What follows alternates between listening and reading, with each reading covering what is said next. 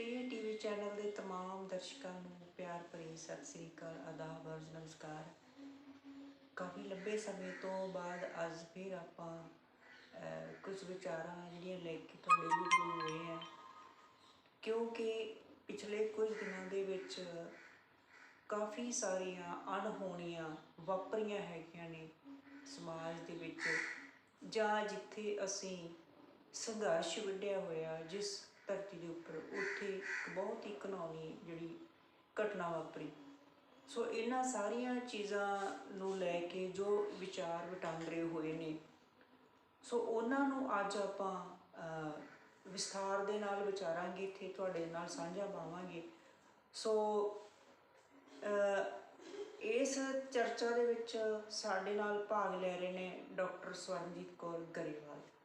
ਅਤੇ ਮੇਰੇ ਖਿਆਲ ਅਸੀਂ ਕੋਈ ਇੱਕ ਦੂਜੇ ਨੂੰ ਸਵਾਲ ਕਰਨ ਵਾਲੀ ਪ੍ਰਥਾ ਦੇ ਵਿੱਚ ਨਹੀਂ ਰਵਾਂਗੇ। ਅਸੀਂ ਇੱਕ ਸਾਂਝੀ ਵਿਚਾਰ ਜਿਹੜੇ ਪੇਸ਼ ਕਰਾਂਗੇ, ਜੋ ਸਾਡੇ ਨਿੱਜੀ ਵਿਚਾਰ ਨੇ ਜਾਂ ਕੁਛ ਸਮਾਜ ਦੇ ਵਿੱਚੋਂ ਇੱਧਰੋਂ ਉੱਧਰੋਂ ਆਲੇ ਦੁਆਲੇ ਦੇ ਵਿੱਚੋਂ ਸਾਨੂੰ ਸੁਣਨ ਨੂੰ ਮਿਲੇ ਨੇ, ਜਾਂ ਕੁਝ ਆਲੇ ਦੁਆਲੇ ਦੇ ਲੋਕਾਂ ਨਾਲ ਅਸੀਂ ਇਸ ਮੁੱਦੇ 'ਤੇ ਵਿਚਾਰਾਂ ਸਾਂਝੀਆਂ ਕਰੀਆਂ ਨੇ। ਉਹ ਸਾਰੀਆਂ ਆਪਾਂ ਇੱਥੇ ਅੱਜ ਵਿਚਾਰਾਂ ਤੁਹਾਡੇ ਸਾਹਮਣੇ ਰੱਖਾਂਗੇ।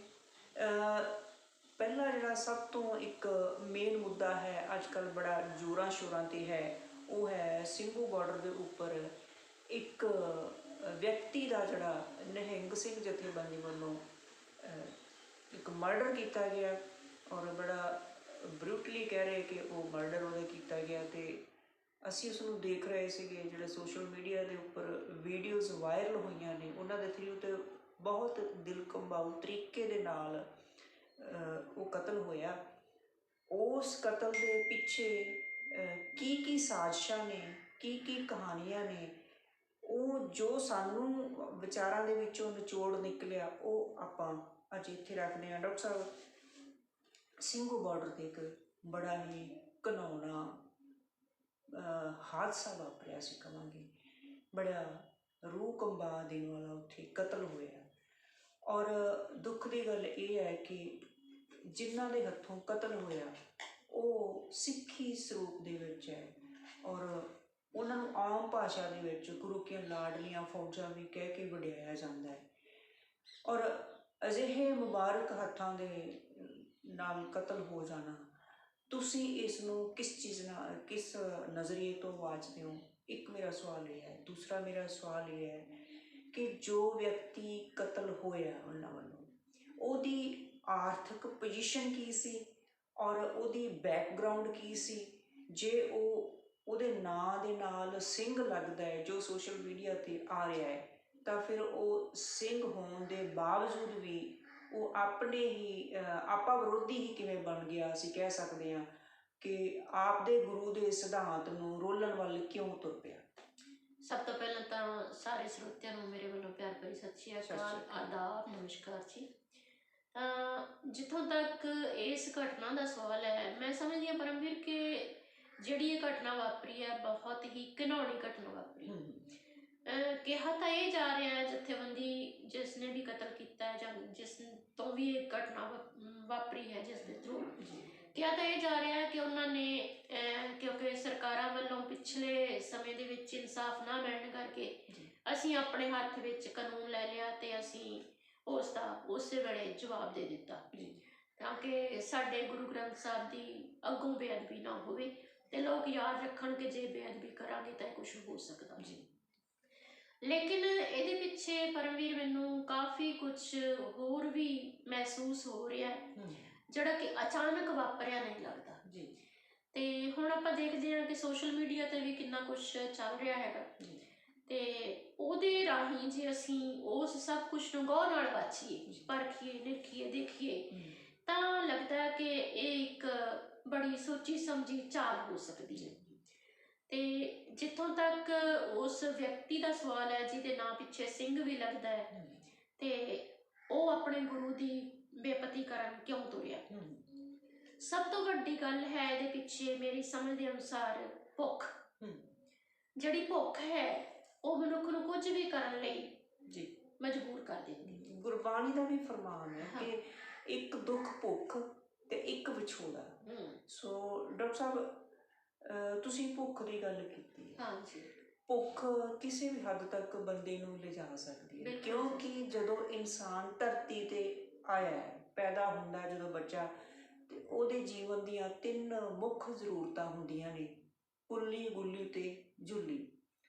ਜੇ ਅਸੀਂ ਇਹਨੂੰ ਨੈਚੁਰਲ ਪੱਖ ਤੋਂ ਵਿਚਾਰੀਏ ਡਾਕਟਰ ਸਾਹਿਬ, ਮੇਰਾ ਖਿਆਲ ਹੈ ਕਿ ਕੁਦਰਤ ਨੇ, ਉਸ ਅਕਾਲ ਪੁਰਖ ਨੇ ਜਾਂ ਉਸ ਸੁਪਰ ਪਾਵਰ ਨੇ ਹਰੇਕ ਮਨੁੱਖ ਦਾ ਜਿਹੜਾ ਰਿਜ਼ਕ ਹੈ, ਜਿਵੇਂ ਗੁਰਬਾਣੀ ਦਾ ਫੈਸਲਾ ਹੈ ਕਿ ਸਿਰ ਸਿਰ ਰਿਜ਼ਕ ਸੰਭਾਹੇ ਠਾਕਰ ਕਾਹੇ ਮਨ ਪਾਓ ਕਰਿਆ। ਉਹਦੇ ਵਿੱਚ 2 ਤੁਕਾਂ ਦੇ ਵਿੱਚ ਗੁਰੂ ਸਾਹਿਬ ਨੇ ਬਿਲਕੁਲ ਬਿਆਨ ਕਰ ਦਿੱਤਾ ਹੈ ਕਿ ਤੂੰ ਚਿੰਤਾ ਕਿਉਂ ਕਰਦਾ, ਹਰੇਕ ਬੰਦੇ ਦੇ ਸਿਰ, ਹਰੇਕ ਸਰੀਰ ਦੇ ਸਿਰ ਰਿਜ਼ਕ ਸੰਭਾਹੇ, ਹਰੇਕ ਸਿਰ ਦੇ ਉੱਪਰ ਉਹਦਾ ਰਿਜ਼ਕ ਜਿਹੜਾ ਉਹਨੇ ਦੇ ਕੇ ਭੇਜਿਆ ਹੋਇਆ, ਚਿੰਤਾ ਕਿਉਂ ਕਰਦਾ। ਮੇਰਾ ਖਿਆਲ ਹੈ ਕਿ ਇਸੇ ਤੁਕ ਨੂੰ ਜੇਕਰ ਅਸੀਂ ਵਿਗਿਆਨਕ ਤਰੀਕੇ ਦੇ ਨਾਲ ਵਿਚਾਰੀਏ ਜਾਂ ਉਸ ਤੱਥ ਨੂੰ ਪੜਚੋਲੀਏ, ਤਾਂ ਮੈਨੂੰ ਲੱਗਦਾ ਹੈ ਕਿ ਜਿਹੜਾ 70% ਜਿਹੜਾ ਅਸੀਂ ਕਹਿ ਦਈਏ ਕਿ ਕੁਦਰਤ ਨੇ ਮਨੁੱਖ ਦੀ ਖਾਦ ਖੁਰਾਕ ਦਾ ਹੀ 70% ਹਿੱਸਾ ਧਰਤੀ ਦਾ ਜਿਹੜਾ ਉਹ ਕੁਦਰਤ ਦੀ ਮਨੁੱਖ ਦੀ ਜੀਵਾਂ ਦੀ, ਚਾਹੇ ਉਹ ਗੈਰ ਮਨੁੱਖੀ ਜੀਵ ਨੇ, ਚਾਹੇ ਉਹ ਮਨੁੱਖੀ ਜੀਵ ਨੇ, ਹਰ ਇੱਕ ਜੀਵ ਜੰਤੂ ਦੇ ਲਈ ਉਹਨੇ ਪਹਿਲਾਂ ਜਿਹੜਾ ਉਹਦੇ ਵਿੱਚ 70% ਧਰਤੀ ਦਾ ਹਿੱਸਾ ਉਹਦੇ ਲੇਖੇ ਲਾ ਦਿੱਤਾ, ਉਹਦੇ ਅੰਨ ਜਲ ਦੇ ਲੇਖੇ ਲਾ ਦਿੱਤਾ, ਬਨਸਪਤੀ ਦੇ ਲੇਖੇ ਲਾ ਦਿੱਤਾ, ਜਿਹਦੇ ਵਿੱਚ ਸਾਡੇ ਲਈ ਆਕਸੀਜਨ ਪੈਦਾ ਕੀਤੀ, ਫਲ ਫਰੂਟ, ਜੜੀਆਂ ਬੂਟੀਆਂ ਜਿਹੜੀਆਂ ਮੈਡੀਸਨ ਹੈਗੀਆਂ ਨੇ, ਸਾਰਾ ਕੁਝ ਸਾਨੂੰ ਦਿੱਤਾ। ਔਰ ਤੁਸੀਂ ਦੇਖੋ ਕਿ ਜੇ ਆਪਾਂ ਗੌਰ ਨਾਲ ਵਿਚਾਰੀਏ ਇਹਨੂੰ ਸਾਇੰਟੀਫਿਕਲੀ, ਤਾਂ ਫਿਰ ਸਾਨੂੰ ਇਹ ਵੀ ਪਤਾ ਚੱਲਦਾ ਹੈ ਕਿ 70% ਧਰਤੀ ਦਾ ਹਿੱਸਾ ਖਾਣ ਪੀਣ ਦੇ ਸਮਾਨ ਦੇ ਨਾਲ ਪਹਿਲਾਂ ਉਹਨੇ ਭਰਿਆ, ਔਰ ਉਸ ਤੋਂ ਬਾਅਦ ਕੀ ਹੋਇਆ ਕਿ ਮਨੁੱਖ ਜਿਹੜਾ ਹੈਗਾ, ਧਰਤੀ ਦਾ 70% ਪਾਣੀ ਹੈ, ਔਰ ਇੰਨਾ ਪਾਣੀ ਹੈਗਾ ਕਿ ਜੇ ਅਸੀਂ ਕਹਿ ਲਈਏ ਵੀ 3 ਗੁਣਾ ਪਾਣੀ ਮਨੁੱਖ ਦੀ ਲੋੜ ਤੋਂ ਵੱਧ ਉਹਨੇ ਪੈਦਾ ਕੀਤਾ।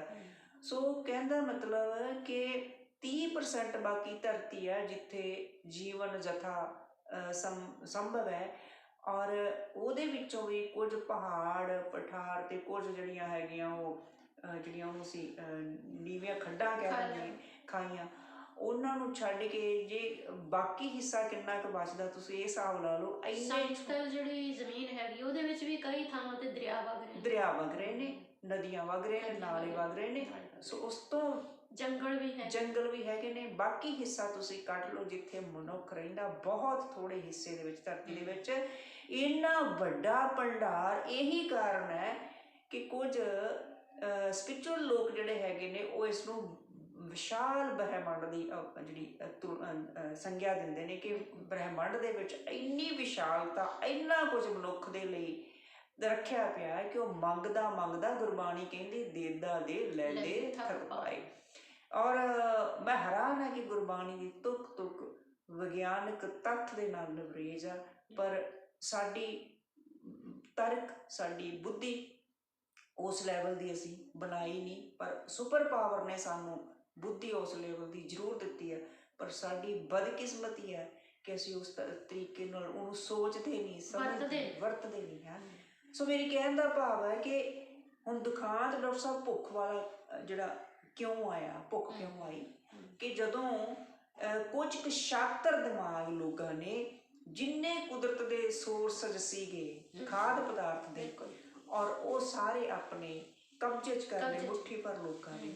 ਫਿਰ ਜਿਹੜਾ ਮਨੁੱਖਤਾ ਦਾ ਇੱਕ ਵੱਡਾ ਹਿੱਸਾ ਸੀਗਾ, ਉਹ ਭੁੱਖ ਦੇ ਸੰਤਾਪ ਦੇ ਨਾਲ ਜਿਹੜਾ 2-4 ਹੋਣ ਲੱਗਾ। ਇਹ ਤੁਸੀਂ ਵਧੀਆ ਭੁੱਖ ਦੀ ਗੱਲ ਚੁੱਕੀ, ਤੇ ਉਹਦੇ ਪਿੱਛੇ ਕੀ ਉਹਦੀ ਗਰੀਬੀ ਹੀ, ਕਿਉਂਕਿ ਕਿਹਾ ਜਾਂਦਾ ਹੈ ਕਿ ਉਹ ਨਸ਼ਈ ਵੀ ਸੀਗਾ ਜੀ। ਤੇ ਨਸ਼ੇ ਦੀ ਪੂਰਤੀ ਆਪਾਂ ਆਮ ਹੀ ਸੁਣਦੇ ਹਾਂ ਕਿ ਜਿਹੜੀ ਨਸ਼ੇ ਦੀ ਪੂਰਤੀ ਕਰਨੀ ਹੈ ਉਹ ਮਨੁੱਖ ਨਸ਼ੇ ਦੀ ਪੂਰਤੀ ਵਾਸਤੇ ਘਰ ਦੇ ਭਾਂਡੇ ਤੱਕ ਵੇਚ ਦਿੰਦਾ। ਔਰ ਇੱਕ ਗੱਲ ਹੋਰ ਇੱਥੇ ਮੈਂ ਸੁਣੀ ਕਿ ਇੱਕ ਵੀਡੀਓ ਦੇ ਵਿੱਚ ਕਿਹਾ ਜਾ ਰਿਹਾ ਸੀਗਾ ਉਹਦੇ ਪਿੰਡ ਦੇ ਬੰਦੇ ਵੱਲੋਂ ਕਿ ਉਹ ਤਾਂ ਜੀ ਤੂੜੀ ਚੋਰ ਸੀ। ਔਰ ਮੈਨੂੰ ਸੁਣ ਕੇ ਹਾਸਾ ਵੀ ਆਇਆ, ਦੁੱਖ ਵੀ ਆਇਆ ਕਿ ਇਹ ਭਾਈ ਤੂੰ ਸਿੱਖ ਹੈ, ਤੇਰਾ ਉਹ ਭਾਈਬੰਦ ਵੀ ਸਿੱਖ ਸੀ। ਸਿੱਖ ਫਲਸਫਾ ਸਾਨੂੰ ਇਹ ਸਮਝਾਉਂਦਾ ਹੈ ਕਿ ਅਸੀਂ ਆਪਣੇ ਭਾਈਬੰਦ ਦੀ ਮਦਦ ਕਰੀਏ, ਠੀਕ ਹੈ। ਜੇ ਤੈਨੂੰ ਇਹ ਲੱਗਿਆ ਕਿ ਉਹ ਤੂੜੀ ਚੋਰ ਹੈ ਤਾਂ ਤੂੰ ਭਾਈ ਉਹਦੇ ਡੰਗਰ ਬੱਚੇ ਵਾਸਤੇ ਕਿੰਨਾ ਕੁ ਦਾਨ ਕਰ ਦਿੱਤਾ। ਜੀ ਜਦੋਂ ਕਿ ਲੋੜ ਇਹ ਸੀ ਕਿ ਪਿੰਡ ਵਾਸੀ ਉਹਦੀ ਬਾਂਹ ਫੜਦੇ, ਜੀ ਉਹਨੂੰ ਕਿਸੇ ਸਹੀ ਪਾਸੇ ਲਾਉਂਦੇ। ਜੀ ਤੇ ਇਹ ਅਸੀਂ ਅੱਜ ਪਦਾਰਥਵਾਦੀ ਯੁੱਗ ਦੇ ਵਿੱਚ ਇੰਨੇ ਕੁ ਉਲਝ ਚੁੱਕੇ ਹਾਂ ਜੀ ਕਿ ਕੋਈ ਕੀ ਕਰਦਾ ਕੀ ਨਹੀਂ ਕਰਦਾ, ਅਸੀਂ ਉਹਦੇ ਪਿੱਛੇ ਉਹਦੀ ਮਦਦ ਕਰਨ ਵਾਸਤੇ ਨਹੀਂ ਜਾਂਦੇ। ਜੀ ਉਹਦੇ ਤੇ ਅਸੀਂ ਹਾਸਾ ਠੱਠਾ ਕਰ ਸਕਦੇ ਹਾਂ, ਜੀ ਉਹਦੀਆਂ ਅਸੀਂ 2-4 ਗੱਲਾਂ ਬਣਾ ਸਕਦੇ ਹਾਂ, ਜੀ। ਪਰ ਉਹਦੀ ਮਦਦ ਕਰਨ ਵੱਲ ਨਹੀਂ ਪਹੁੰਚਦੇ। ਬਿਲਕੁਲ ਉਹਨੂੰ ਮਜ਼ਾਕ ਦਾ ਪਾਤਰ ਬਣਾ ਕੇ ਜਦੋਂ ਕਿ ਸਮਾਜ ਦੇ ਵਿੱਚ ਖੜਾ ਕਰ ਤੇ ਦਿੰਦੇ। ਇਹ ਵੀ ਸੁਣਨ ਚ ਆਇਆ ਕਿ ਉਹਦੀ ਪਤਨੀ ਆਪਣੀਆਂ 3 ਧੀਆਂ ਦੇ ਨਾਲ ਪੇਕੇ ਘਰ ਚਲੀ ਗਈ ਸੀ। ਤਾਂ ਹੁਣ ਉਹ ਵਿਚਾਰੀ ਕੀ ਕਰਦੀ, ਜਦੋਂ ਘਰ ਦੇ ਭਾਂਡੇ ਹੀ ਵਿਕ ਗਏ ਤੇ ਉਹਨੂੰ ਬਦਕਿਸਮਤੀ ਨਾਲ ਉੱਥੇ ਪਹੁੰਚਣ ਲੱਗੀ। ਤੇ ਇਹ ਬੰਦਾ ਵੀ ਠੋਕਰਾਂ ਖਾਂਦਾ, ਕਦੇ ਕੋਈ ਕਹਿੰਦਾ ਕਿ ਆਪਣੀ ਭੂਆ ਦੇ ਪਿੰਡ ਰਹਿੰਦਾ ਸੀ, ਕੋਈ ਕਹਿੰਦਾ ਕਿ ਆਪਣੀ ਭੈਣ ਦੇ ਕੋਲ ਰਹਿੰਦਾ ਸੀ, ਕੋਈ ਕੁਛ। ਤਾਂ ਇਸ ਤਰ੍ਹਾਂ ਦੀਆਂ ਗੱਲਾਂ ਸੁਣਨ ਚ ਆ ਰਹੀਆਂ ਔਰ ਬੜੀ ਹੈਰਾਨੀ ਤੇ ਬੜੀ ਦੁੱਖ ਦੀ ਗੱਲ ਹੈ ਕਿ ਇਸ ਬੰਦੇ ਨੂੰ ਸਮਝਾਇਆ ਜਾ ਸਕਦਾ ਸੀ। ਕਿਉਂਕਿ ਜੇ ਕਹਿ ਰਹੇ ਨੇ ਕਿ 8-10 ਬੰਦਿਆਂ ਨੂੰ 30-30 ਹਜ਼ਾਰ ਰੁਪਇਆ ਦੇ ਕੇ ਉੱਥੇ ਲਿਜਾਇਆ ਗਿਆ ਤੇ ਉਹਦੇ ਪਿੰਡ ਵਾਲੇ ਕਹਿ ਰਹੇ ਨੇ ਕਿ ਉਹ ਤਾਂ ਤਰਨ ਤਾਰਨ ਵੀ ਕਦੇ ਨਹੀਂ ਸੀ ਗਿਆ। ਡਾਕਟਰ ਸਾਹਿਬ ਇੱਥੇ ਇੱਕ ਗੱਲ ਹੋਰ ਮੈਂ ਕਲੀਅਰ ਕਰ ਦਿਆਂ ਦਰਸ਼ਕੋ ਕਿ ਡਾਕਟਰ ਸਾਹਿਬ ਉਸ ਕਤਲ ਹੋਏ ਵਿਅਕਤੀ ਦੀ ਜੇਕਰ ਉਹ ਗੁਨਾਹਗਾਰ ਸੀ ਤਾਂ ਉਹਦੀ ਕੋਈ ਵਕਾਲਤ ਨਹੀਂ ਕਰ ਰਹੇ। ਡਾਕਟਰ ਸਾਹਿਬ ਇਹ ਹੋਇਆ ਕਿਉਂ ਉਸ ਦੀ ਜੜ ਤੱਕ ਜਾ ਕੇ ਵਿਸ਼ਲੇਸ਼ਣ ਕਰਨ ਦੀ ਕੋਸ਼ਿਸ਼ ਕਰ ਰਹੇ ਆ ਵੀ ਜਿਹੜਾ ਹਾਦਸਾ ਵਾਪਰਿਆ, ਜਿਹੜਾ ਨਹੀਂ ਵਾਪਰਨਾ ਚਾਹੀਦਾ ਸੀ, ਉਹ ਕਿਉਂ ਵਾਪਰਿਆ, ਉਹਦੇ ਵਿੱਚ ਕਿਹਦੀ ਗਲਤੀ ਹੈਗੀ ਆ। ਇਕੱਲੇ ਅਸੀਂ ਉਸ ਕਤਲ ਹੋਣ ਵਾਲੇ ਵਿਅਕਤੀ ਤੇ ਹੀ ਸਾਰਾ ਇਲਜ਼ਾਮ ਨਾ ਥੋਪੀਏ ਕਿ ਜੋ ਵੀ ਕੁਝ ਹੋਇਆ ਸਿਰਫ ਉਹਦਾ ਭਾਗੀਦਾਰ ਉਹੀ ਸੀ। ਉਹਦੇ ਵਿੱਚ ਸਮਾਜ ਦਾ ਕਿੰਨਾ ਰੋਲ ਸੀ, ਉਹਦੇ ਵਿੱਚ ਸਰਕਾਰਾਂ ਦਾ ਕਿੰਨਾ ਰੋਲ ਸੀ, ਉਹਦੇ ਵਿੱਚ ਉਹਦੇ ਜਿਹੜੇ ਆਪਣੇ ਸੀ ਉਹਨਾਂ ਦਾ ਕਿੰਨਾ ਰੋਲ ਸੀ, ਹਾਲਾਤਾਂ ਦਾ ਕਿੰਨਾ ਰੋਲ ਸੀਗਾ। ਆਪਾਂ ਡਾਕਟਰ ਸਾਹਿਬ ਇਸ ਚੀਜ਼ ਦਾ ਵਿਸ਼ਲੇਸ਼ਣ ਕਰਦੇ ਆ। ਸੋ ਮੇਰੀ ਬਾਰ-ਬਾਰ ਬੇਨਤੀ ਹੈ ਦਰਸ਼ਕਾਂ ਨੂੰ ਕਿ ਇਸ ਚੀਜ਼ ਨੂੰ ਇਸ ਤਰੀਕੇ ਨਾਲ ਲੈ ਲੈਣਾ ਕਿ ਸ਼ਾਇਦ ਡਾਕਟਰ ਗਰੇਵਾਲ ਜਿਹੜੇ ਹੈਗੇ ਉਸ ਦੀ ਵਕਾਲਤ ਕਰ ਰਹੇ ਨੇ। ਹਾਂਜੀ ਡਾਕਟਰ। ਨਹੀਂ, ਬਿਲਕੁਲ ਸਹੀ ਗੱਲ ਹੈ ਪਰਮਵੀਰ ਕਿ ਇਹ ਜਿਹੜੀ ਵਕਾਲਤ ਮੈਂ ਨਹੀਂ ਕਰ ਰਹੀ ਜੀ। ਮੈਂ ਸਿਰਫ ਇਹ ਕਹਿ ਰਹੀ ਹਾਂ ਕਿ ਉਹ ਆਪਣੇ ਕਹਾਵਤ ਹੈ ਇੱਕ ਜੀ ਕਿ ਕਮਲੇ ਨੂੰ ਨਾ ਮਾਰੋ, ਕਮਲੇ ਦੀ ਮਾਂ ਨੂੰ ਮਾਰੋ ਜਿਹੜੀ ਹੋਰ ਨਾ ਇਸ ਤਰ੍ਹਾਂ ਦੇ ਜੰਮੇ, ਹੈ ਨਾ। ਤਾਂ ਮੈਂ ਉਸ ਪਾਸੇ ਗੱਲ ਨੂੰ ਲਿਜਾ ਰਹੀ ਹਾਂ ਕਿ ਸਾਨੂੰ ਜੜ ਨੂੰ ਫੜਨਾ ਪਏਗਾ। ਬਿਲਕੁਲ ਇਹਦੇ ਪਿੱਛੇ ਜੜ ਕੀ ਸੀ, ਠੀਕ ਹੈ। ਸੋ ਉਹ ਜਿਹੜਾ ਬੰਦਾ ਹੈ ਜਦੋਂ ਉਹਦੇ ਬਾਰੇ ਇਹ ਪਤਾ ਹੈ ਸਭ ਨੂੰ ਕਿ ਉਹ ਨਸ਼ਈ ਹੈ ਤੇ ਉਹ ਤਰਨ ਵੀ ਨਹੀਂ ਟੱਪਿਆ ਤਾਂ ਉਹ ਐਡੀ ਦੂਰ ਕਿਵੇਂ ਚਲਾ ਗਿਆ। ਜੇ ਉਹ ਐਡੀ ਦੂਰ ਚਲਾ ਗਿਆ ਤਾਂ ਉਹ ਕਿਸ ਤਰ੍ਹਾਂ ਚਲਾ ਗਿਆ, ਉਹਨੂੰ ਕੌਣ ਲੈ ਕੇ ਗਿਆ, ਉਹਦੇ ਪਿੱਛੇ ਕੌਣ ਸੀ, ਇਹ ਸਾਰੀਆਂ ਚੀਜ਼ਾਂ ਸਾਨੂੰ ਸਮਝਣੀਆਂ ਪੈਣਗੀਆਂ। ਤੇ ਫਿਰ ਜੇ ਉਹਨੇ ਇਹ ਕੁਕਰਮ ਕੀਤਾ ਹੈ, ਮੈਂ ਇਹਨੂੰ ਕੁਕਰਮ ਹੀ ਕਹਾਂਗੀ ਕਿਉਂਕਿ ਉਹਨੇ ਬਹੁਤ ਵੱਡੀ ਗਲਤੀ ਕੀਤੀ ਹੈ ਜਿਹੜੀ ਉਹ ਚਾਹੇ ਸਰਬ ਲੋਕ ਗ੍ਰੰਥ ਹੈ ਪਰ ਉਹਨਾਂ ਦੀ ਮਾਨਤਾ ਅਨੁਸਾਰ ਉਹ ਤਾਂ ਉਹਨਾਂ ਦਾ ਗ੍ਰੰਥ ਹੈ, ਚਾਹੇ ਬਾਕੀ ਲੋਕ ਉਹਨੂੰ ਮੰਨਣ ਨਾ ਮੰਨਣ। ਇੱਕ ਧਾਰਮਿਕ ਪੁਸਤਕ ਹੈ, ਉਹਨਾਂ ਦੀ ਉਨੀ ਸਤਿਕਾਰਯੋਗ ਹੈ ਜਿੰਨਾ ਸ੍ਰੀ ਗੁਰੂ ਗ੍ਰੰਥ ਸਾਹਿਬ ਹੈ। ਸੋ ਉਹ ਉਹਦੀ ਬੇਅਦਬੀ ਕਰਦਾ ਤਾਂ ਉਹ ਨਹੀਂ ਸੀ ਚੱਲ ਸਕਦੀ। ਪਰ ਜਿਹੜੇ ਸਿੰਘਾਂ ਨੇ, ਨਿਹੰਗ ਸਿੰਘਾਂ ਨੇ ਵੀ ਇਹ ਕੰਮ ਕੀਤਾ ਹੈ, ਉਹਨਾਂ ਨੇ ਵੀ ਇੱਕ ਤਰ੍ਹਾਂ ਨਾਲ ਉਸ ਚੀਜ਼ ਨੂੰ ਫੜਨ ਦੀ ਕੋਸ਼ਿਸ਼ ਨਹੀਂ ਕੀਤੀ ਜਿਹੜੀ ਕਿ ਫੜਨੀ ਚਾਹੀਦੀ ਸੀ। ਬਿਲਕੁਲ ਕਹਿੰਦੇ ਨਾ ਕਿ ਗੁਰਬਾਣੀ ਦਾ ਫੈਸਲਾ ਮੰਦੇ ਕੰਮੀ ਨਾਨਕਾ ਜਗਤ ਹੁੰਦਾ ਹੋਈ। ਜੇ ਉਹਨੇ ਮਾੜਾ ਕੀਤਾ ਤਾਂ ਉਹਦਾ ਰਿਜ਼ਲਟ ਵੀ ਮਾੜਾ ਆਇਆ। ਪਰ ਡਾਕਟਰ ਸਾਹਿਬ ਹੈਰਾਨੀ ਦੀ ਗੱਲ ਇਹ ਹੈ ਕਿ ਜਿਵੇਂ ਸੋਸ਼ਲ ਮੀਡੀਆ 'ਤੇ ਆਪਾਂ ਦੇਖ ਰਹੇ ਕਿਉਂਕਿ ਦਰਸ਼ਕੋ ਆਪਾਂ ਕੋਈ ਉਸ ਵੇਲੇ ਉੱਥੇ ਮੌਜੂਦ ਨਹੀਂ ਸੀ।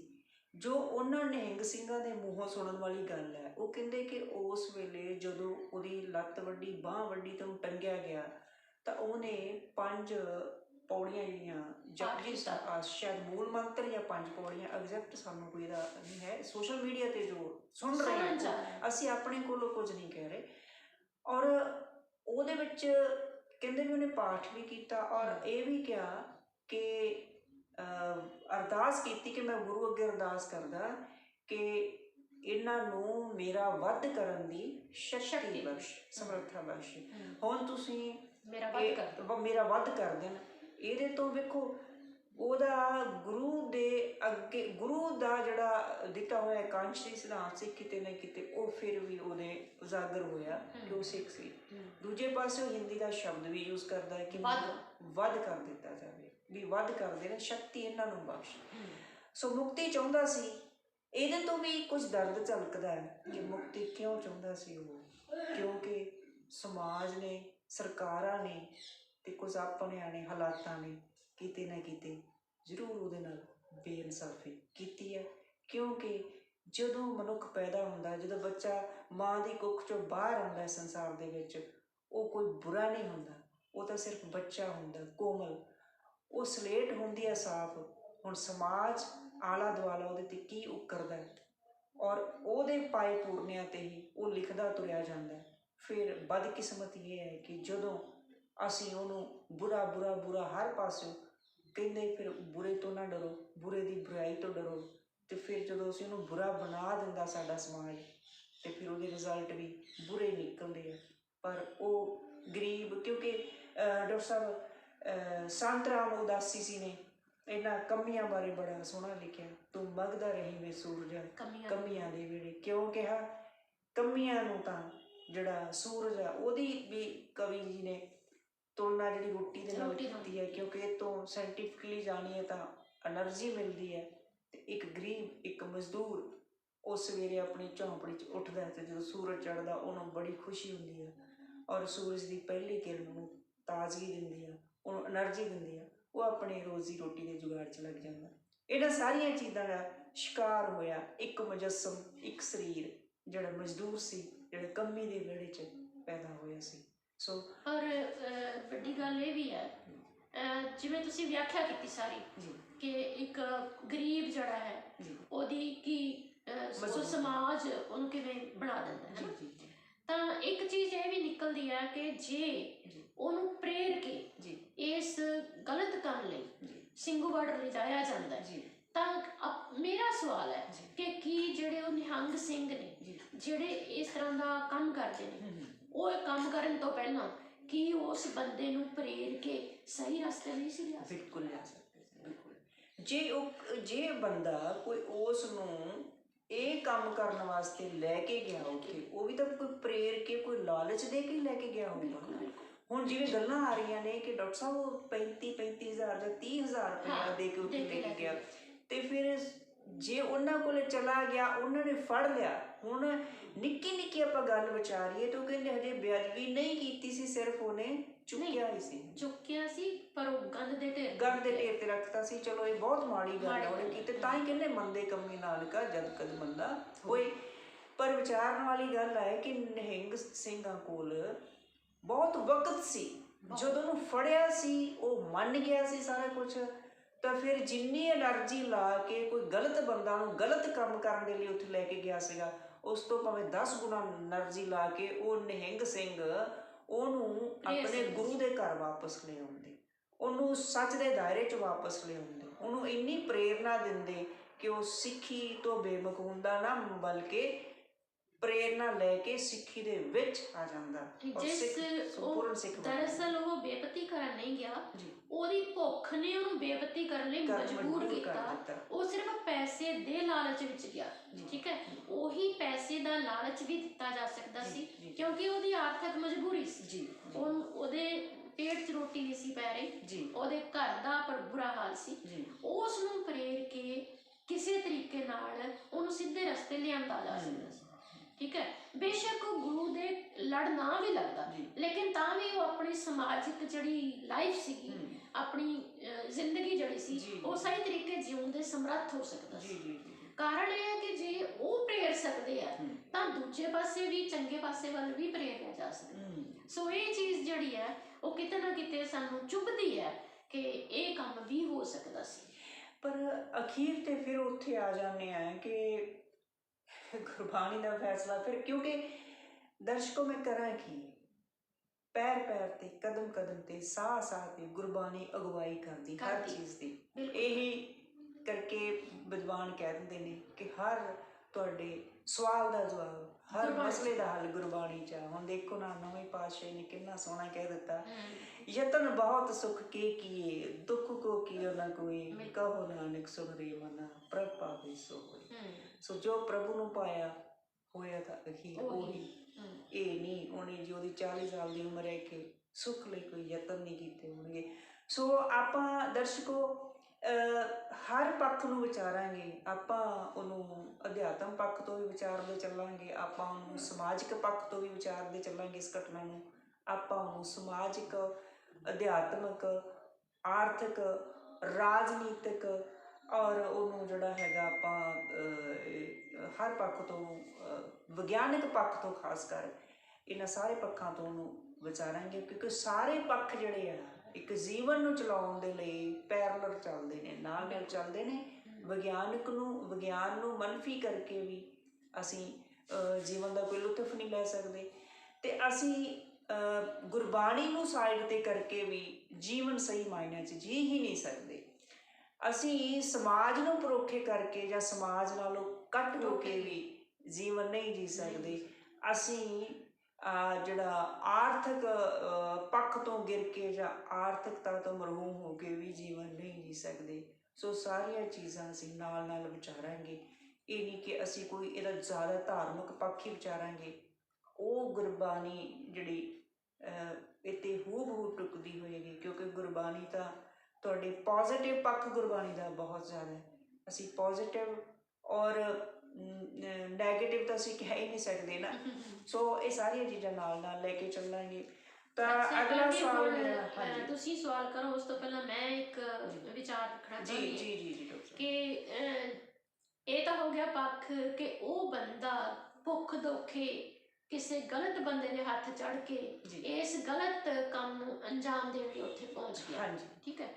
ਦੂਜੇ ਪਾਸੇ ਕੁਝ ਲੋਕ ਇਹ ਕਹਿ ਰਹੇ ਨੇ, ਨਿਹੰਗ ਸਿੰਘਾਂ ਨੂੰ ਕਹਿ ਰਹੇ ਆ ਕਿ ਨਿਹੰਗ ਸਿੰਘ ਆਪਣੇ ਗ੍ਰੰਥ ਸਾਹਿਬ ਉੱਥੇ ਲੈ ਕੇ ਹੀ ਕਿਉਂ ਗਏ। ਜੀ ਜੀ ਇਹਦੇ ਬਾਰੇ ਵੀ ਸਾਨੂੰ ਲੋਕਾਂ ਨੂੰ ਦੱਸਣਾ ਚਾਹੀਦਾ ਹੈ ਕਿ ਸ਼੍ਰੀ ਗੁਰੂ ਗ੍ਰੰਥ ਸਾਹਿਬ ਦਾ ਰੱਖਣਾ, ਜਾਂ ਜਿਹੜੇ ਉਹ ਧਾਰਮਿਕ ਅਕੀਦੇ ਨੂੰ ਗ੍ਰੰਥ ਸਾਹਿਬ ਨੂੰ ਮੰਨਦੇ ਆ, ਉਸ ਗ੍ਰੰਥ ਸਾਹਿਬ ਨੂੰ ਆਪਣੇ ਨਾਲ ਰੱਖਣਾ ਉਹਦੀ ਕੀ ਜ਼ਰੂਰਤ ਸੀ। ਇਹਦੇ ਤੇ ਜ਼ਰਾ ਤੁਸੀਂ ਜਾਣਨਾ ਪਾ ਦਿਓ।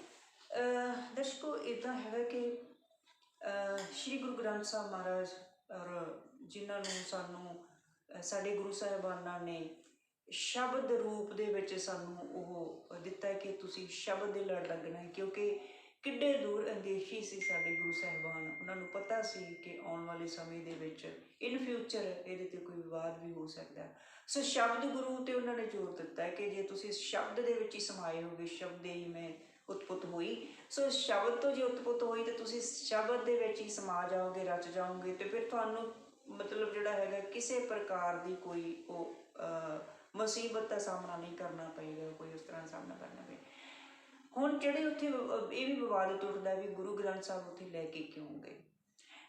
ਦੇਖੋ ਵੀ ਉਹ ਸ਼ਬਦ ਗੁਰੂ ਤੇ ਜਿੱਥੇ ਉਹ ਜਿਹੜੇ ਨਿਹੰਗ ਸਿੰਘ ਜਥੇਬੰਦੀਆਂ ਹੈਗੀਆਂ ਨੇ, ਉਹ ਜਿੱਥੇ ਜਾਂਦੀਆਂ ਨੇ ਉਹ ਹਮੇਸ਼ਾ ਉਹਨਾਂ ਨੂੰ ਆਪਣੇ ਨਾਲ ਰੱਖਦੇ ਨੇ, ਆਪਣੇ ਗੁਰੂ ਨੂੰ ਨਾਲ ਰੱਖਦੇ ਨੇ, ਨਹੀਂ ਗੁਰੂ ਉਹਨਾਂ ਨੂੰ ਨਾਲ ਰੱਖਦੇ, ਸੌਰੀ ਮਾਫ ਕਰਨਾ।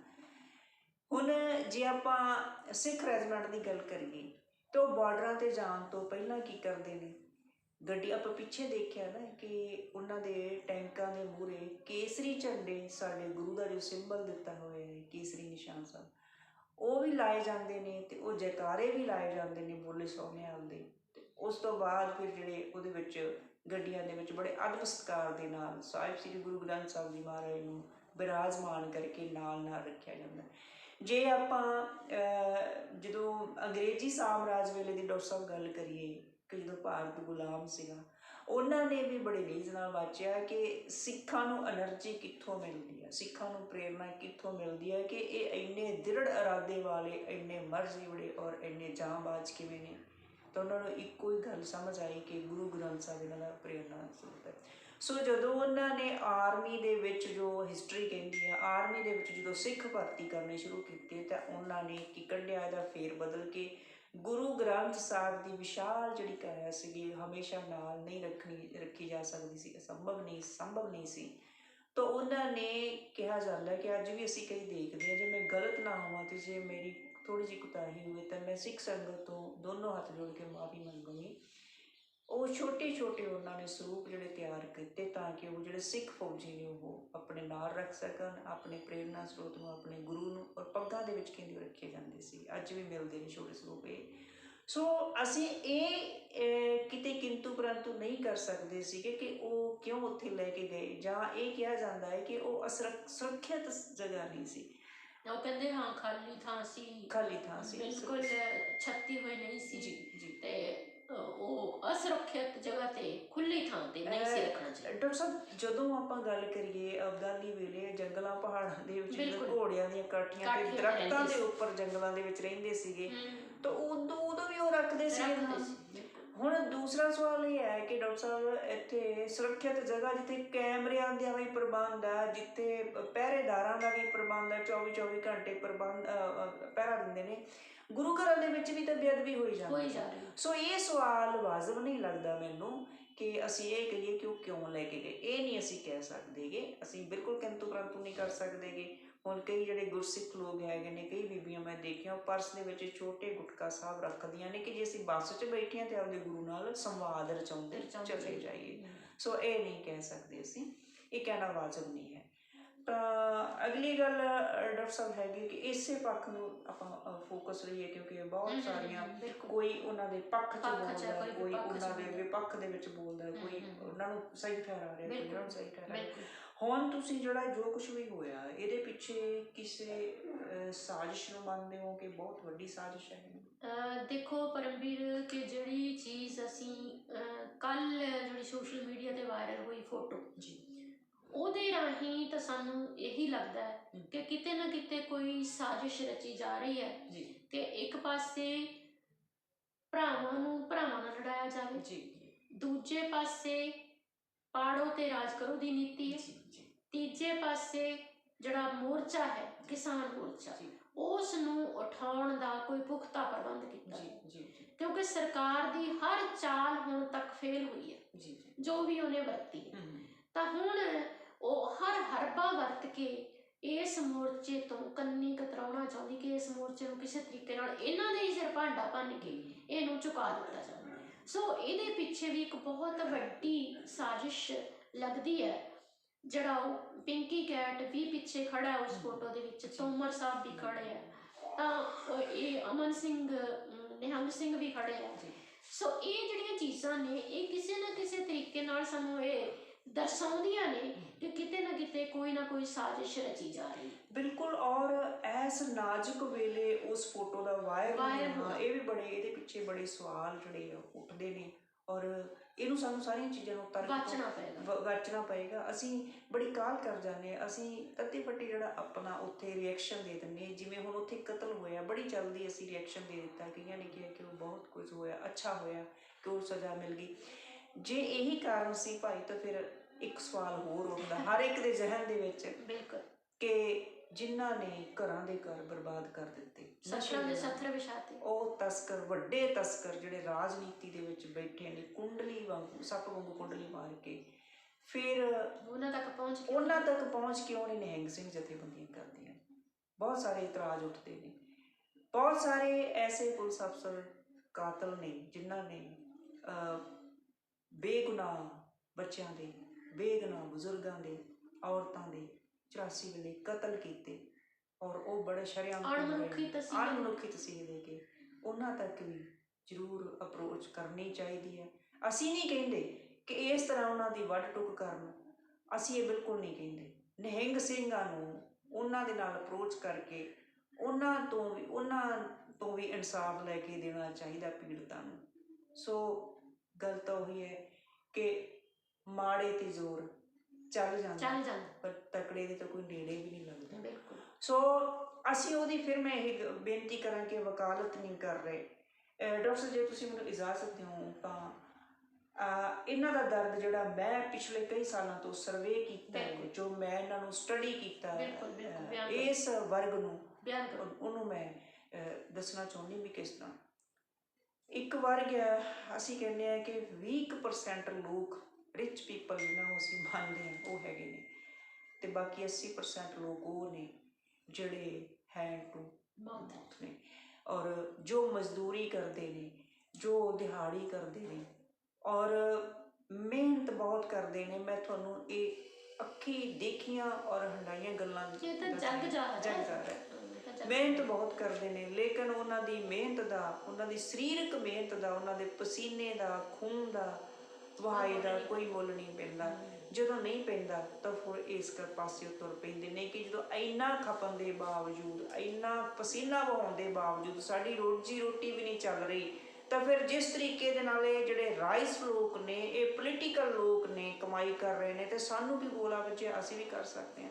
ਇਹ ਵੀ ਕਿਤੇ ਨਾ ਕਿਤੇ ਉਹਨਾਂ ਦੇ ਵਿੱਚ ਨੇ। ਮੈਂ ਇੱਕ ਵਾਰੀ ਇੱਕ ਆਲਾ ਪੁਲਿਸ ਅਫਸਰ ਨੂੰ ਰਿਕੁਐਸਟ ਕੀਤੀ ਕਿ ਮੈਂ ਕੁਝ ਲਿਖਣਾ ਚਾਹੁੰਦੀ ਕਿਤਾਬ, ਤੇ ਮੈਨੂੰ ਜਿਹੜਾ ਅਪਰਾਧਾਂ ਦੇ ਉੱਪਰ, ਤੇ ਮੈਨੂੰ ਕਿਰਪਾ ਕਰਕੇ ਤੁਸੀਂ ਆਪਣੀ ਜੇਲ੍ਹ ਦੇ ਅੰਦਰ ਜਿਹੜੇ ਬੰਦ ਹੈਗੇ ਨੇ ਵੱਖ-ਵੱਖ ਕਿਸਮ ਦੇ ਜਿਹੜੇ ਲੋਕ ਹੈ, ਉਹ ਮੈਨੂੰ ਜ਼ਰੂਰ ਉਹ ਦਿਖਾਇਆ ਜਾਵੇ ਜੇਲ੍ਹ ਦੇ ਵਿੱਚ। ਚਲੋ ਉਹ ਜੋ ਵੀ ਕਾਨੂੰਨੀ ਪ੍ਰਕਿਰਿਆ ਸੀ ਉਹਦੇ ਹਿਸਾਬ ਨਾਲ ਉੱਥੇ ਲਿਜਾ ਕੇ ਉਹਨਾਂ ਨੂੰ ਮੈਨੂੰ ਦਿਖਾਇਆ ਵੱਡੀ ਜੇਲ੍ਹ, ਤੇ ਉਹਦੇ ਵਿੱਚ ਬਹੁਤ ਤਰ੍ਹਾਂ ਦੇ ਲੋਕ ਸੀਗੇ। ਉਹਦੇ ਵਿੱਚ ਡਾਕਟਰ ਸਾਹਿਬ ਕੁਝ ਲੋਕਾਂ ਦੇ ਚਿਹਰੇ ਦੇਖ ਕੇ ਤੁਹਾਨੂੰ ਇੱਕਦਮ ਜਿਹੜਾ ਤੁਹਾਡਾ ਅੰਤਹਿਕਰਨ ਸੀ, ਉਹ ਕੌਨਸ਼ੀਅਸ ਸੀ, ਉਹ ਕਹਿੰਦਾ ਸੀ ਵੀ ਇਹਨੇ ਕੋਈ ਜ਼ਿੰਦਗੀ 'ਚ ਅਪਰਾਧ ਕੀਤਾ ਹੀ ਨਹੀਂ, ਇਹ ਬੇਗੁਨਾਹ ਜਿਹੜਾ ਜੇਲ੍ਹ ਦੀਆਂ ਸਲਾਖਾਂ ਦੇ ਵਿੱਚ ਡੱਕਿਆ ਹੋਇਆ। ਮੈਂ ਉਹਨਾਂ ਨੂੰ ਸਵਾਲ ਕੀਤਾ ਕਿ ਇਹ ਲੋਕ ਮੈਨੂੰ ਨਹੀਂ ਲੱਗਦੇ ਕਿ ਅਪਰਾਧੀ ਹੋਣਗੇ। ਉਹਨਾਂ ਨੇ ਮੈਨੂੰ ਕਿਹਾ ਕਿ ਬਿਲਕੁਲ ਤੁਸੀਂ ਸੱਚ ਕਿਹਾ, ਇਹ ਅਪਰਾਧੀ ਨਹੀਂ ਹੈ। ਮੈਂ ਕਿਹਾ ਫਿਰ ਇਹਨਾਂ ਨੂੰ ਜੇਲ੍ਹਾਂ ਦੀਆਂ ਸਲਾਖਾਂ ਪਿੱਛੇ ਕਿਉਂ ਡੱਕਿਆ ਹੋਇਆ? ਉਹ ਕਹਿੰਦੇ ਕਿ ਇਹ ਉਸ ਆਲਾ ਪੁਲਿਸ ਅਫਸਰ ਦਾ ਜਿਹੜਾ ਸੀਗਾ ਬਿਆਨ ਸੀ ਕਿ ਆਫ ਦੀ ਰਿਕਾਰਡ ਜਿਹੜਾ ਉਹਨਾਂ ਨੇ ਦੱਸਿਆ ਮੈਨੂੰ, ਉਹ ਕਹਿੰਦੇ ਕਿ 80% ਪੰਜਾਬ ਦੀਆਂ ਜੇਲ੍ਹਾਂ ਦੇ ਵਿੱਚ, ਭਾਰਤ ਦੀਆਂ ਜੇਲ੍ਹਾਂ ਦੇ ਵਿੱਚ ਉਹ ਲੋਕ ਡੱਕੇ ਹੋਏ ਨੇ ਜਿਨ੍ਹਾਂ ਦਾ ਕਸੂਰ ਕੋਈ ਨਹੀਂ, ਬੇਗੁਨਾਹ ਐਸੇ। ਮੈਂ ਕਿਹਾ ਫਿਰ ਇਹਨਾਂ ਦਾ ਗੁਨਾਹ ਨਹੀਂ, ਇਹਨਾਂ ਨੂੰ ਅੰਦਰ ਡੱਕਿਆ ਹੋਇਆ, ਤੇ ਗੁਨਾਹਗਾਰ ਕੌਣ ਨੇ ਜਿਨ੍ਹਾਂ ਦੇ ਕਰਕੇ ਇਹਨਾਂ ਨੂੰ ਅੰਦਰ ਡੱਕਿਆ ਹੋਇਆ? ਬੜੀ ਹੈਰਾਨੀ ਵਾਲਾ ਇਹਨਾਂ ਨੇ ਦੱਸਿਆ ਜਿਹਨੇ ਮੇਰੇ ਜੀਵਨ ਬਦਲ ਕੇ ਰੱਖਿਆ।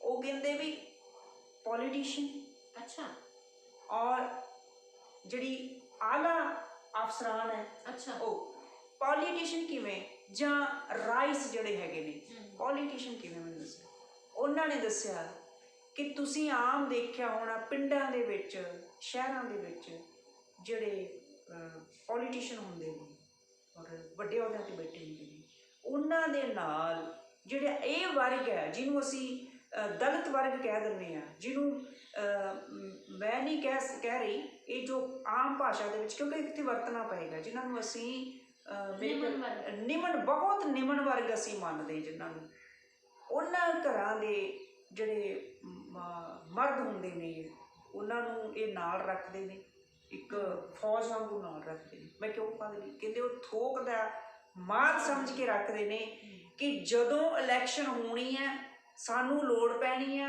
ਜਾਂ ਕਦੇ ਵੀ ਸਾਨੂੰ ਲੋੜ ਪੈਣੀ ਆ, ਤਾਂ ਉਸ ਬੰਦੇ ਨੂੰ ਮੌਤ ਦੇ ਮੂੰਹ 'ਚ ਧੱਕ ਕੇ ਆਪ ਹੀ ਕਤਲ ਕਰਕੇ, ਆਪ ਹੀ ਕਤਲ ਕਰਾ ਕੇ, ਤੇ ਫਿਰ ਉਹਦੇ 'ਤੇ ਸਿਆਸੀ ਰੋਟੀਆਂ ਸੇਕੀਆਂ ਜਾਂਦੀਆਂ। ਇੱਕ ਹੋਰ ਉਹਨੇ ਬੜੀ ਵੱਡੀ ਗੱਲ ਦੱਸੀ, ਕਹਿੰਦੇ ਕਿ ਇਹਨਾਂ ਲੋਕਾਂ ਨੇ ਕਈ ਕਰੋੜਾਂ ਦੇ ਇੰਸ਼ੋਰੈਂਸ ਕਰਾਏ ਹੁੰਦੇ ਨੇ। ਇਹਨਾਂ ਲੋਕਾਂ ਦੇ ਜਿਹੜੇ ਅੰਦਰ ਬੈਠੇ ਉਹਨਾਂ ਦੇ ਕਰਾਏ ਹੋਣਗੇ ਨਾ, ਜਿਹੜੇ ਇਹਨਾਂ ਨੇ ਗਰੀਬ ਵਰਗ ਨੂੰ ਨਾਲ ਰੱਖਿਆ, ਪੋਲੀਟੀਸ਼ੀਅਨਸ ਨੇ ਜਾਂ ਰਾਈਸ ਲੋਕਾਂ ਨੇ, ਉਹਨਾਂ ਦੇ ਗਰੀਬਾਂ ਦੇ ਨਾਂ ਤੇ ਕਰੋੜਾਂ ਰੁਪਏ ਦੇ ਇੰਸ਼ੋਰੈਂਸ ਕਰਵਾਏ ਹੁੰਦੇ ਨੇ, ਤੇ ਫਿਰ ਉਹਦਾ ਕਲੇਮ ਲੈਣ ਵਾਸਤੇ ਉਹਨੂੰ ਖਤਮ ਕਰ ਦਿੱਤਾ। ਕਲੇਮ ਕੌਣ ਲੈਂਦਾ? ਕਿਉਂਕਿ ਨੋਮਨੀ ਉਹ ਆਪ ਹੁੰਦਾ ਹੈ।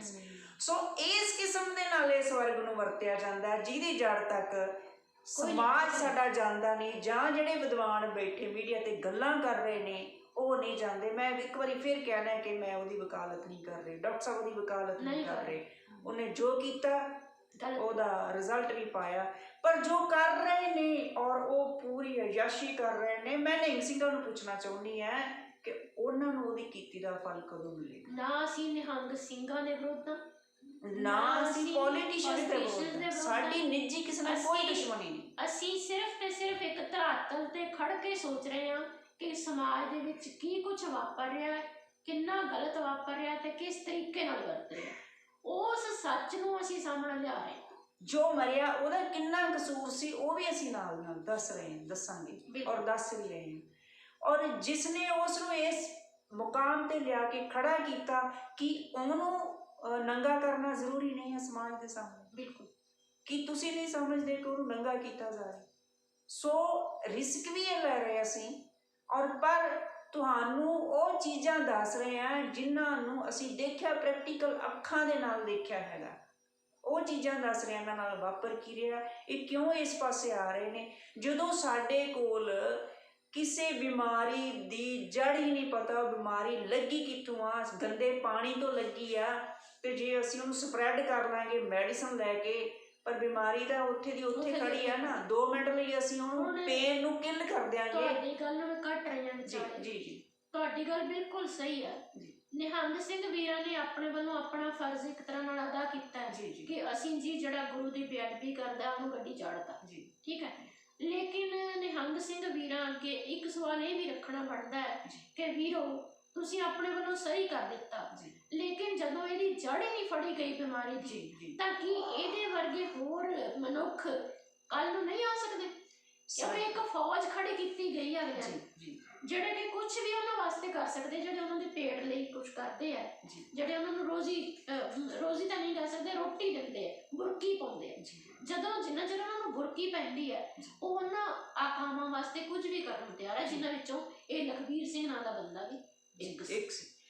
ਦੇਖੋ, ਜੇ ਹੁਣ ਆਪਾਂ ਧਾਰਮਿਕ ਪੱਖ ਤੋਂ ਵਿਚਾਰੀਏ ਤਾਂ ਗੁਰੂ ਗ੍ਰੰਥ ਸਾਹਿਬ ਇਹਦਾ ਕਿਹਾ ਗਿਆ ਕਿ ਵੀ ਇਹ ਤਾਂ ਕਰਕੇ ਅਸੀਂ ਕਤਲ ਕੀਤਾ, ਇਹਨੂੰ ਇੰਨਾ ਬਰੂਟਲੀ ਤਰੀਕੇ ਦੇ ਨਾਲ ਕਤਲ ਇਸ ਕਰਕੇ ਕੀਤਾ ਕਿ ਇਹਨੇ ਬੇਅਦਬੀ ਕੀਤੀ ਜਾਂ ਕਰਨ ਦੀ ਕੋਸ਼ਿਸ਼ ਕੀਤੀ। ਮੈਂ ਫਿਰ ਕਹਿੰਦੀ ਹਾਂ ਕਿ ਉਹਦੇ ਕੀਤੇ ਦੀ ਨੂੰ ਸਜ਼ਾ ਮਿਲ ਗਈ, ਪਰ ਦੇਖੋ ਉਹੀ ਸਾਡਾ ਬਾਪੂ ਕੀ ਕਹਿ ਰਿਹਾ, ਜਿਹਦੇ ਬਾਰੇ ਅਸੀਂ ਕਹਿ ਰਹੇ ਹਾਂ ਕਿ ਸਾਡੇ ਬਾਪ ਦੀ ਪੱਗ ਨੂੰ ਕੋਈ ਹੱਥ ਪਾਵੇ ਅਸੀਂ ਉਹਨੂੰ ਬਖਸ਼ਾਂਗੇ ਨਹੀਂ, ਪਰ ਸਾਡਾ ਬਾਪੂ ਕੀ ਕਹਿ ਰਿਹਾ ਉਹਦੀ ਵੀ ਤਾਂ ਸੁਣ ਲਓ ਭਾਈ। ਉਹ ਕਹਿ ਰਿਹਾ, ਉਹਦਾ ਅੰਗ ਨੰਬਰ 383 ਕਿਤੇ ਪੜ੍ਹ ਕੇ ਦੇਖੋ, ਇੱਕ ਤੋਕ ਆਉਂਦੀ ਆ, ਬੁਰਾ ਭਲਾ ਕੋ ਕਿਸ ਨੂੰ ਕਹੀਏ ਸਗਲੇ ਜੀ ਤੁਮਾਰੇ। ਬਿਲਕੁਲ ਬਿਲਕੁਲ ਬਾਪੂ ਸਾਡਾ ਇਹ ਕਹਿ ਰਿਹਾ। ਸੋ ਅਸੀਂ ਬਾਪੂ ਸਾਇੰਟੀਫਿਕਲੀ ਕਹਿ ਰਿਹਾ ਕਿ ਕਿਸੇ ਸਰੀਰ ਨੂੰ ਬੁਰਾ ਭਲਾ ਕਿਉਂ ਕਹਿੰਦੇ ਹੋ ਭਾਈ? ਉਸ ਸਰੀਰ ਨੂੰ, ਉਸ ਮੁਜੱਸਮ ਨੂੰ ਬੁਰੇ ਰਾਹਾਂ ਤੇ ਤੋਰ ਕੌਣ ਰਿਹਾ? ਉਹ ਜੜ ਨੂੰ ਫੜੋ, ਜਿੰਨੀ ਦੇਰ ਨਹੀਂ ਫੜਦੇ।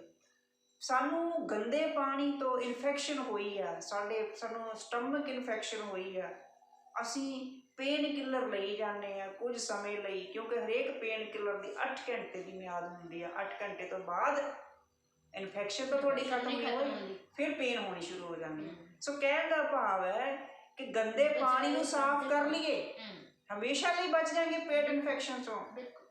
ਸੋ ਨਿਹੰਗ ਸਿੰਘ ਜਥੇਬੰਦੀਆਂ ਨੂੰ ਬਹੁਤ ਪ੍ਰੇਮ, ਬਹੁਤ ਸਤਿਕਾਰ ਦੇ ਨਾਲ ਤੁਹਾਨੂੰ ਤੁਹਾਡੇ ਦੀ ਗੁਰੂ ਦੀ ਬਖਸ਼ਿਸ਼ ਹੈ।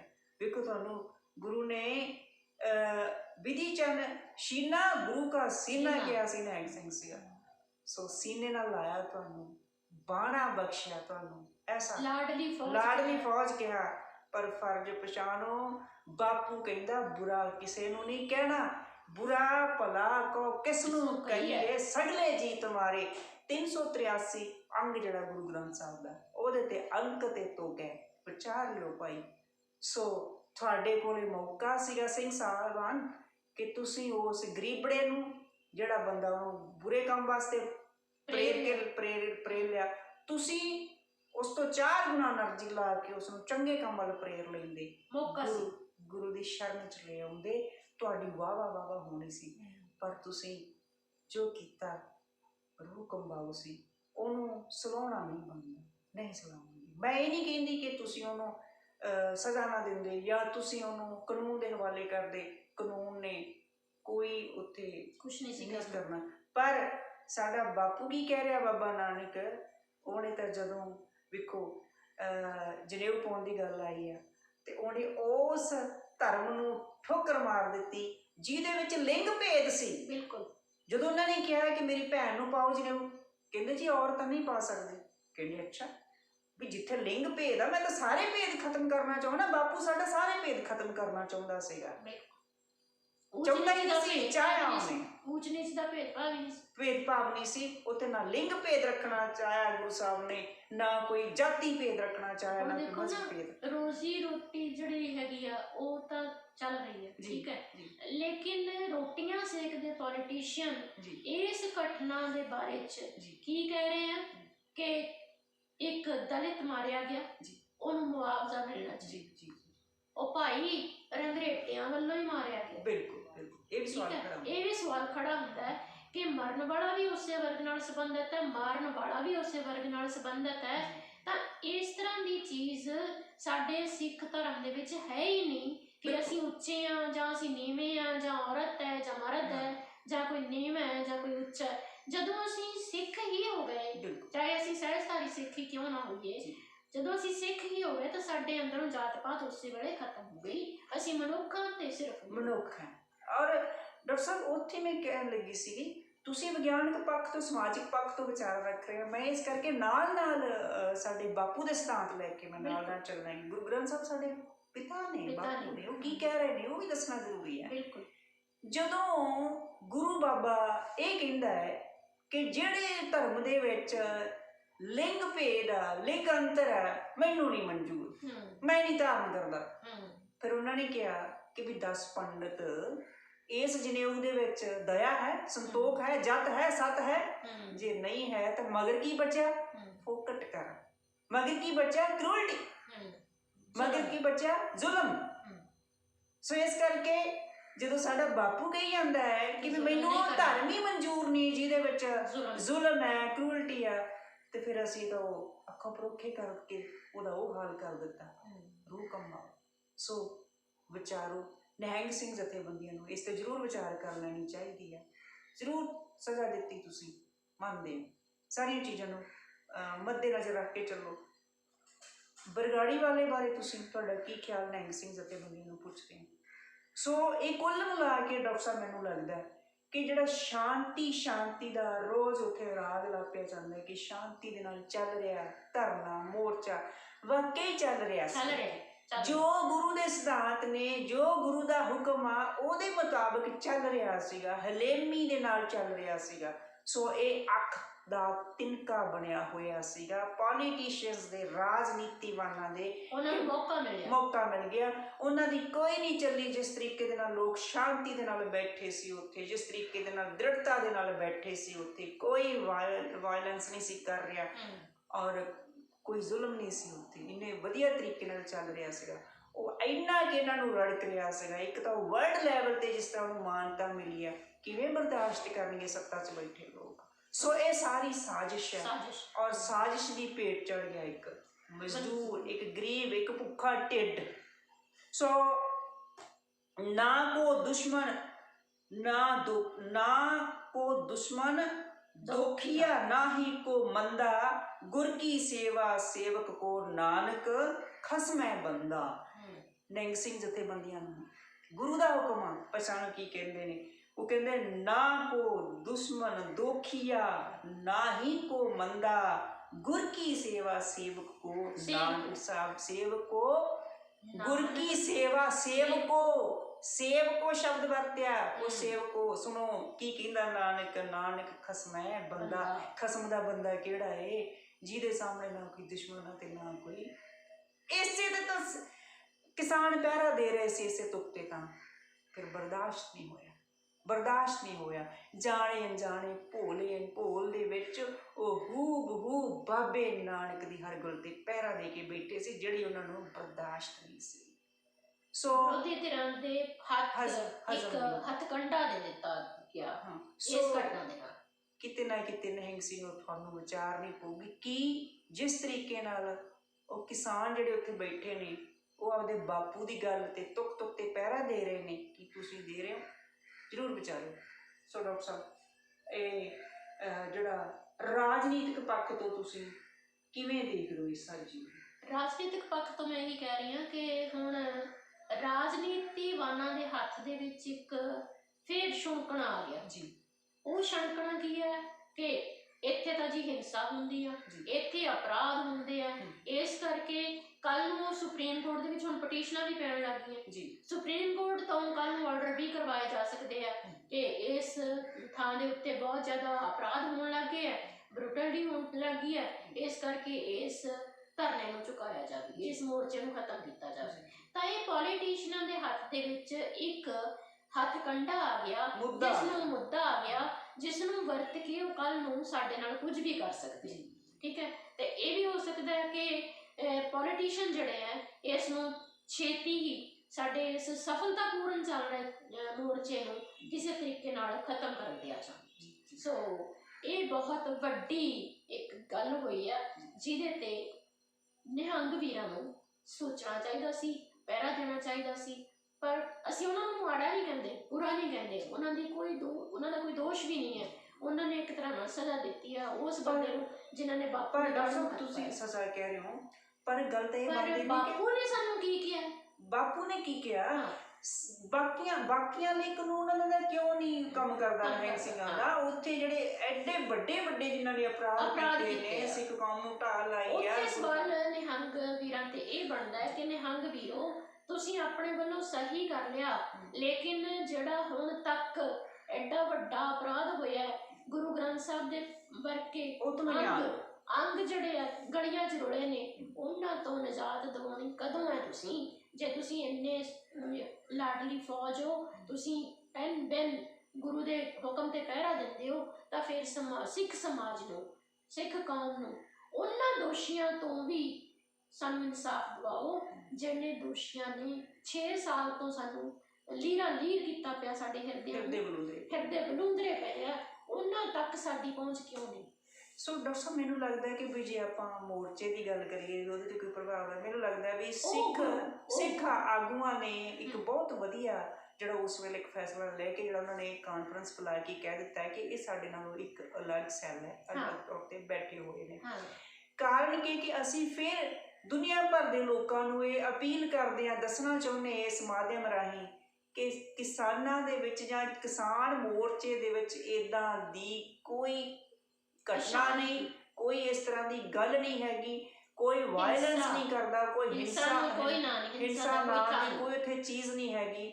ਉੱਥੇ ਜੋ ਕੁਝ ਵੀ ਚੱਲ ਰਿਹਾ ਉਹ ਸਾਰਾ ਕੁਝ ਗੁਰੂ ਦੇ ਹੁਕਮ ਤੇ ਚੱਲ ਰਿਹਾ, ਉਹ ਸਾਰਾ ਕੁਝ ਜਿਹੜਾ ਸਾਡਾ ਭਾਰਤੀ ਸੰਵਿਧਾਨ ਆ ਉਹਦੇ ਮੁਤਾਬਕ ਉਹਦੇ ਤਹਿਤ ਹੀ ਚੱਲ ਰਿਹਾ। ਉੱਥੇ ਗੈਰ ਕਾਨੂੰਨੀ ਕੁਝ ਨਹੀਂ ਚੱਲ ਰਿਹਾ। ਔਰ ਲੋਕਤੰਤਰ ਦੇ ਵਿੱਚ ਕਿਸ ਤਰ੍ਹਾਂ ਮੋਰਚੇ ਚੱਲਦੇ ਆ, ਕਿਸ ਤਰ੍ਹਾਂ ਅੰਦੋਲਨ ਚਲਾਏ ਜਾਂਦੇ ਆ, ਇਹ ਸਾਡੇ ਕਿਸਾਨ ਮੋਰਚੇ ਨੇ ਸਿੱਧ ਕਰ ਦਿੱਤਾ।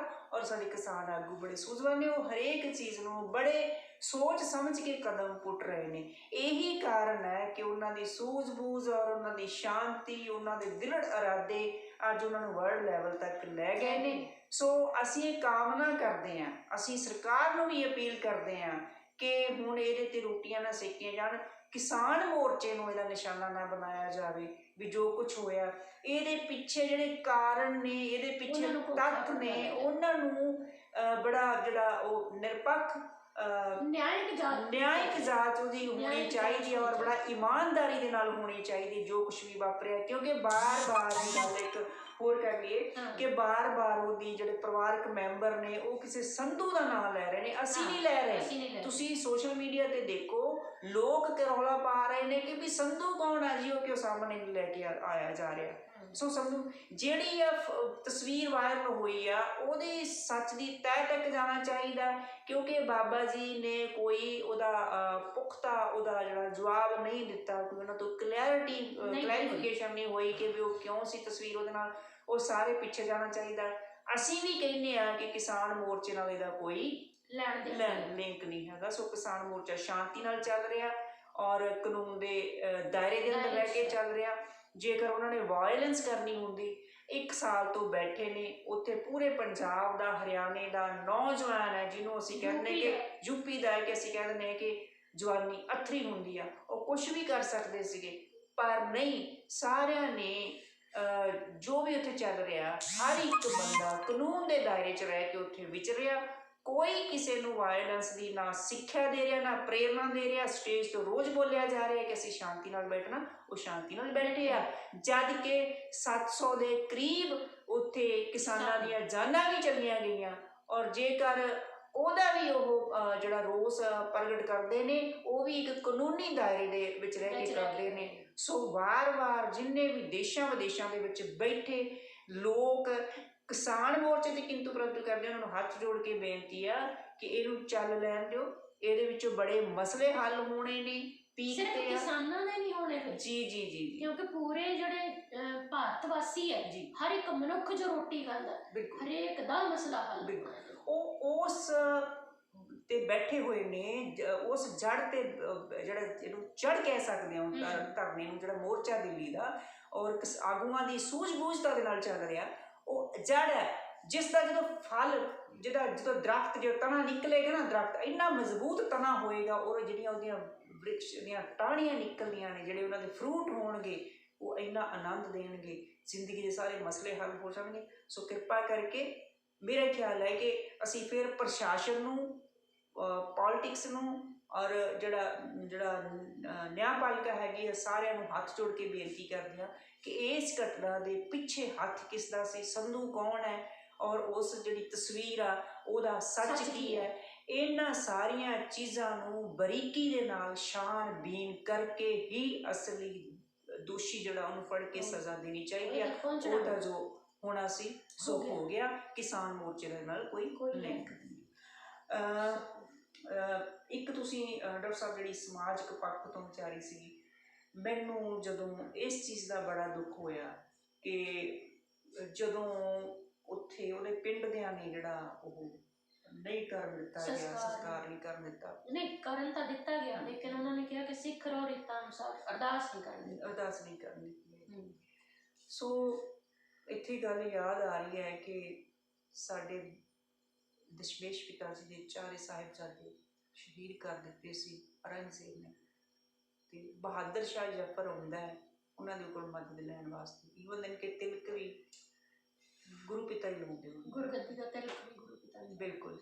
ਸੋ ਇਹ ਹੈ ਸਾਡੀ ਜਿਹੜਾ ਸਿੱਖਿਆ ਮਾਪ ਕਹਿੰਦੇ ਗੱਲ ਜਿਹੜਾ ਚੱਲ ਕੇ ਆਉਂਦਾ ਨਾ, ਕੰਠ ਲਾ ਲੈਣਾ, ਇਹ ਸਾਡੇ ਸਿੱਖ ਧਰਮ ਦੀ ਰਹੁ ਰੀਤ ਹੈ। ਸਾਨੂੰ ਇਹ ਵੀ ਸੋਚਣਾ ਪਏਗਾ ਕਿ ਜਿਹੜੀ ਆਪਾਂ ਵਿਚਾਰਾਂ ਰੱਖੀਆਂ ਨੇ ਕਿ ਵੀ ਉਹ ਜੇ ਬੁਰਾ ਬਣਿਆ ਤਾਂ ਉਹਨੂੰ ਕਿਸ ਨੇ ਬਣਾਇਆ, ਕਿਉਂ ਬਣਿਆ, ਸਾਨੂੰ ਇਸ ਤੈਅ ਕਰਕੇ ਜਾਣਾ ਚਾਹੀਦਾ। ਅੱਜ ਰੌਲਾ ਪੈਂਦਾ, ਪਿੰਡ ਵਾਲੇ ਕਹਿੰਦੇ ਆ ਜੀ, ਕੁਝ ਮੀਡੀਆ ਵਾਲੇ ਇੰਟਰਵਿਊ ਲੈਣ ਜਾਂਦੇ ਪਿੰਡ ਵਾਲਿਆਂ ਦੇ, ਉਹ ਕਹਿੰਦੇ ਜੀ ਉੱਦਾਂ ਤਾਂ ਠੀਕ ਸੀ ਪਰ ਉਹ ਤੂੜੀ ਤਾੜੀ ਚੋਰੀ ਕਰ ਲੈਂਦਾ ਸੀ। ਭਾਈ ਤੂੜੀ ਉਹਨੇ ਚੋਰੀ ਕਿਉਂ ਕੀਤੀ ਹੈ? ਇੱਥੇ ਅਰਬਾਂ ਖਰਬਾਂ ਚੋਰੀ ਕਰਕੇ ਤੁਹਾਡੇ ਟੈਕਸ ਦੇ ਰੂਪ ਦੇ ਵਿੱਚ ਖੂਨ ਪਸੀਨੇ ਦੀ ਕਮਾਈ ਲੈ ਕੇ ਮਾਲੀਆ ਵਰਗੇ, ਉੱਥੇ ਕਦੇ ਤੁਸੀਂ ਸਵਾਲ ਨਹੀਂ ਚੁੱਕਿਆ। ਇੱਕ ਗਰੀਬ ਤੂੜੀ ਉਹਨੇ ਆਪ ਖਾਣੀ ਸੀ? ਨਹੀਂ, ਉਹਦੇ ਡੰਗਰਾਂ ਲਈ ਨਹੀਂ ਸੀਗੀ, ਉਹਦੇ ਕੋਲ ਜ਼ਮੀਨ ਨਹੀਂ ਸੀਗੀ, ਤੇ ਜੇ ਤੁਸੀਂ ਟੋਕਰੀ ਵੀ ਉਹਨੂੰ ਦੇ ਦਿੰਦੇ ਤੇ ਨੌਬਤ ਹੀ ਨਾ ਹੁੰਦੀ। ਕਿਉਂ ਨਹੀਂ ਸੰਭਾਲ ਲੈਂਦੇ?